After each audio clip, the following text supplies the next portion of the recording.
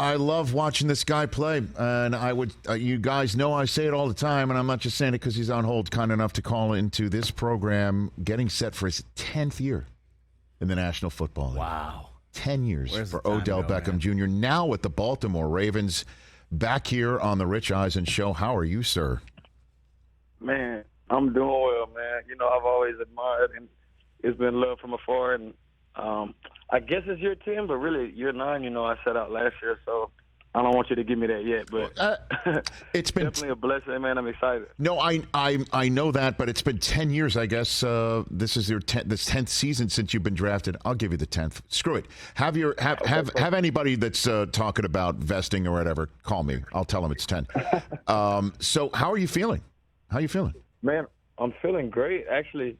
We have practicing a little bit, and it's just, you know, it's been a different adjustment just coming back and getting back into, you know, you could train all year long and do all those things, but, you know, football shape is a whole other thing. So I remember, you know, years back before anything had ever happened, that first game, that first drive, all of us are huffing and puffing, whether it's your nerves, the energy, just everything. So I'm excited about that, man, but I'm feeling good mentally.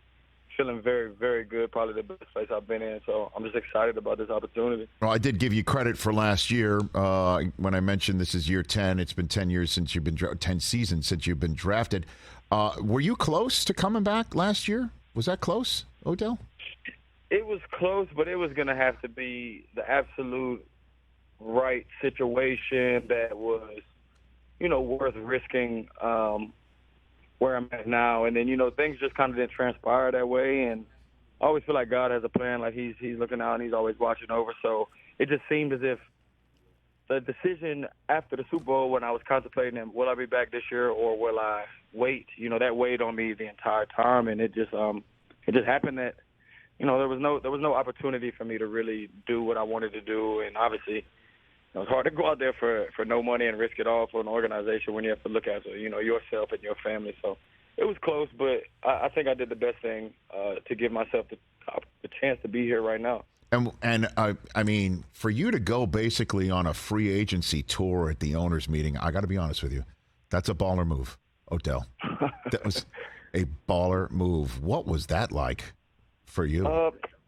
I just feel like, you know, as much as the world gets to know somebody from afar, or we hear things, or this or that, or in passing, or this person knows that person, who I am as a person, I feel like once we sit down and we're having dinner or whatever setting it is, and we're sitting there face to face, like you'll see a completely different person than what the world had made me to be, for better or for worse. I feel like you'll get to see exactly who I am. So it just was, you know, I lived in Arizona at the time, and I'm in a different place in my life, you know. I just felt that this was the right thing to do, and just to be able to see and check the temperature. And never did I really think I was going to be here. You know, I remember talking to Harves last year about coming here, and he's like, man, you think you could make it in, you know, Baltimore? It's not really much. I'm like, brother, listen, when I'm playing football, I'm playing football. I have plenty of other time to travel and all that after. So when I went to the owners' meetings, I just kind of wanted to see, and it kind of boiled down to this. It was like that quote, go where you're celebrated and not tolerated. And it seemed like other places where we would love to have you, or we would love to have you, we'd love to have you. And this place, you know, obviously the owner, Steve, he made me want to be a Raven, you know, and it just was that energy of like, no, we want you here, and we want to use you, and we want to use your skill set. We need you here to be a leader, and to you know, being the older guy is definitely a little weird, but I've embraced it. I kind of actually enjoy it. It's cool. But it was definitely like I'm at an age in my life where you want to be where you're wanted. Well, and look, I've known Steve Bisciotti for years, and he's delightful. I love him. He's so generous with my charity every year, running my 40 for St. Jude. He's the first one in with a very generous donation with his wife. And, you know, I'm a Harbaugh guy, knowing, you know, I'm a Michigan guy. So John is another one as well. But when you sat down, the Ravens were still known in many ways, not telling any tales out of school, a place where receivers go to die. So what was your sense of that when you talked to them, Odell? It just was, you know, Monken coming from Georgia, and I seen that he, you know, aired it out. I know that Lamar wants to air it out, and not to say that it's going to be an air raid, it just didn't seem like that was the energy. It was that, we're going to throw the ball. And, being on the other side and, even take away the NFL, but other business opportunities, and you hear the things that they tell you, but then you get there and it's not exactly what it is. It was definitely kind of me winging it on a feeling. And I texted Harves the other day. I was like, you run a world-class operation around here. It's been very refreshing. It's been a breath of fresh air for me. It's definitely not just going to be all run game.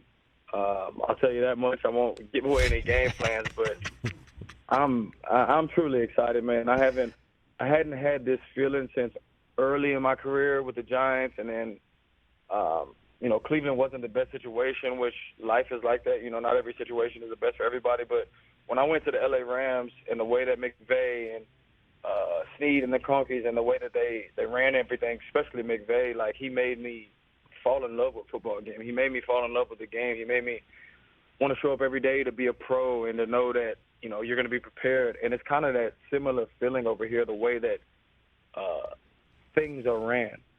You know what I mean? So it's like I'm in a different place in my life. I've been through so much that, like, I'm just very grateful to be and have another opportunity to play in the NFL. And then when you mentioned, Odell, that you were talking to them and it's a different offense and Todd Monken's coming in and Lamar wants to wing it around. When you spoke to them, Lamar was quite pissed with the organization. As a matter of fact, I think at the owners' meeting before John Harbaugh sat down and met with the media, he hit send on a tweet about wanting to be traded. How was that playing out with you and your decision back then? Listen, it's like you worked your entire life. You feel like you've done so much. I've personally been in the places where you feel like you've done so much for an organization, and this is a business, and we get all that.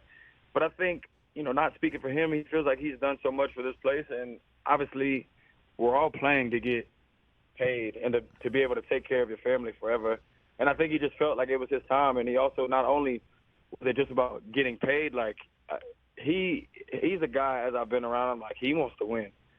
And he wants to win a championship. That's all he talks about. He wants to win a Super Bowl. Like I feel like this is something that he dreamed of as a child. And I think that's probably where the frustration lies. Between your emotions of as a human, how you feel when you do something where you feel like you do so much for someone and then it's not being paid back in return. It's not easy as humans to handle that in any setting. So I think that's probably all it was. If I were to speak on his behalf. Mm-hmm. It's just that, he feels like he deserves X, Y, and Z, and, he also wants to take care of his family. And on the other end, they have to do their due diligence and hold up on their end, too. So I just think, both sides coming together was obviously going to be the best for both sides. And I'm just happy that all that's out the way, and, like, we're, a couple of days away from I've been thinking about this for a long, long time. I had to sit out last year, watch mm-hmm. everyone have fun, and which is great because I'm happy for those guys. But like I can't help but miss, playing football. I've dedicated so much my life to this game, so I'm just happy we're here now. And I'll tell you this: I've been around and seen what it takes. Obviously only won one championship, but been in that atmosphere to understand how a team most likely wins it. And I don't think that there's a piece missing here to where this team can't be competing for a championship. Is that right? Okay. So let's jump into that relationship with Lamar Jackson, Odell Beckham Jr. What is it like to catch passes from him? It's funny because, like, for me, I remember when I was watching him in college, and I was like, my favorite player was Mike Vick growing up, and not to, like, do any comparison because I know it's such an easy comparison, but, they're a little different. And just being on his team and watching him from afar, like, I've always had respect for him. I always had a lot of love for him. I knew that I've seen a lot of hate when it came to him, or can he throw, can he not throw? I mean, he's got a cannon. You know what I'm saying? Like, he's got a crazy arm. He can run it, throw it. Like, he's just an incredible athlete back and quarterback. And he's you know what I mean? Like, he likes to have a good time. He likes to joke, but he's also serious. But that's about having fun. So to be able to be on Lamar Jackson's team, like, I always joke with him and be like, I'm on Lamar Jackson's team. You know what I mean? Like, like we're really on the same team. It's just crazy to me that this opportunity ended up happening. So, like I said, man, this isn't. I don't think this is a team to take lightly. And again, the way that Harbs and these guys run this program it's serious.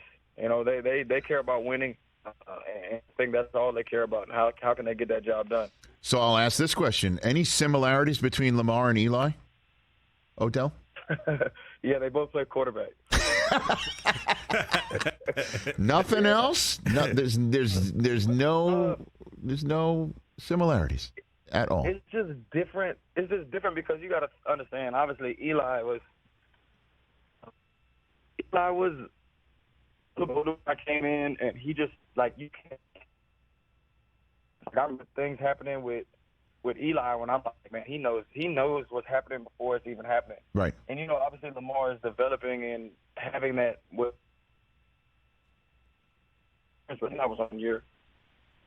I don't even know what year it was for E, but I would say they both play quarterback, and they're both very fast.